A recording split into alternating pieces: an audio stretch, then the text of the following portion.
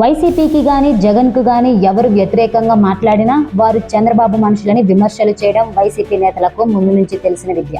అసలు విమర్శలు ఎందుకు వస్తున్నాయి, వాటి నుంచి మనం ఏమైనా నేర్చుకుంటున్నామా, మన మంచి కోసమే చెబుతున్నారా అనే కోణంలో మాత్రం ఆలోచించరు. జగన్ను విమర్శిస్తే చాలు వారు చంద్రబాబు మనిషే. ఇప్పుడు పరోక్షంగా విజయసాయి రెడ్డి కూడా చంద్రబాబు మనిషి అయిపోయారు, అది కూడా వైసీపీ దృష్టిలో. నిన్ననే విజయసాయి రెడ్డి జగన్ చుట్టూ కోటరి ఉంది, దాని నుంచి బయటపడితే జగన్ కు భవిష్యత్తు ఉంటుందని లేదంటే కష్టమని మాట్లాడారు. ఇంకా విజయసాయి అలా మాట్లాడినప్పుడు కౌంటర్ ఇవ్వాలి కదా. అందుకే ఈ రోజు మాజీ మంత్రి అమర్నాథ్ మీడియా ముందుకు వచ్చారు. జగన్ చుట్టూ కోటరి లేదని, ప్రజలే ఆయన కోటరి అని ఒక డైలాగు వదిలారు. అలాగే చంద్రబాబు చుట్టూ కోటరి లేదా అని ప్రశ్నించారు. వేరే వారి మీద ప్రేమ పెరిగితే మిగతా వారి మీద ప్రేమ తగ్గుతుందని, పార్టీ మారిన వారి దగ్గర నుంచి ఇంతకంటే ఏమి ఆశిస్తామని అన్నారు.